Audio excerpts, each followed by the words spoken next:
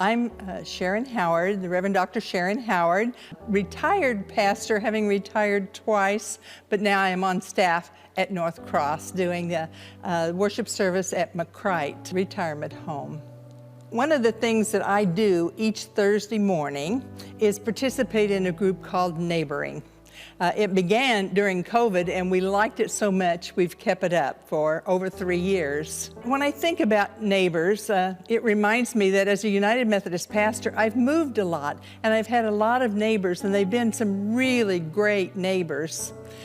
When I did retire, I moved to Kansas City, and I lived just up the street from the church.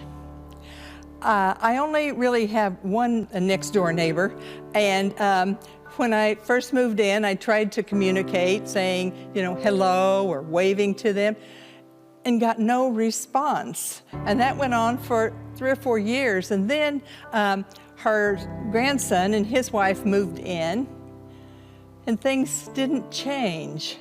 It was still no communication. Well, in the neighboring class, about 3 years ago, I felt challenged to try to do something about that, to reach out. And each year at Christmas time, I always make a ton of Christmas candy, and I give it all away. So I went over and gave them some candy. It continued where I would take them over cookies when I've made them. I even, one time, we had a lot of roast beef at a turning point and no room to store it, so they asked all of the volunteers to take some and pass it out. So I took one to them. That was the first time they've even responded, and she said, "Thank you." So it was a first response. Last year, I had 2 lawnmowers, neither of which could be repaired, and so I know that he works on small machines, and I thought, well, maybe he can use them for parts. So I went over and offered the lawnmowers to him, and he was really happy to receive them. He began talking, and I found out he's quite a talker.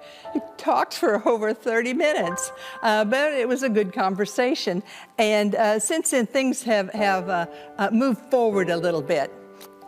Last year, I was replanting and thinning out my irises. So I took some over and said, "Would you like to have some of these?" She received them well. Then this year, I was thinning out my daffodils, and I took some over to her. She actually hugged me. But also during this last year, after the lawnmower incident, we began kind of meeting out in the front yard and talking and just sharing a lot. They have 3 small children who love to get out in the yard and play. Well, I recently learned that, they told me that they have to move, and they're moving far away. And I began thinking, the neighborly thing to do would be on the day that they move to take lunch to them.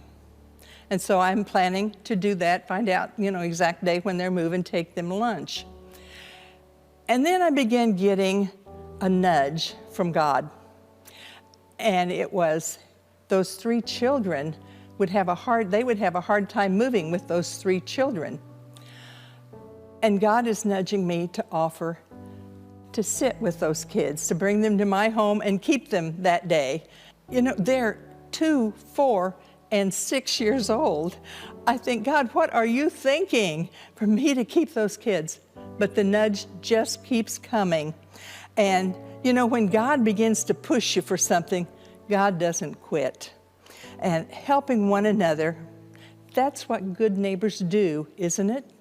Help one another.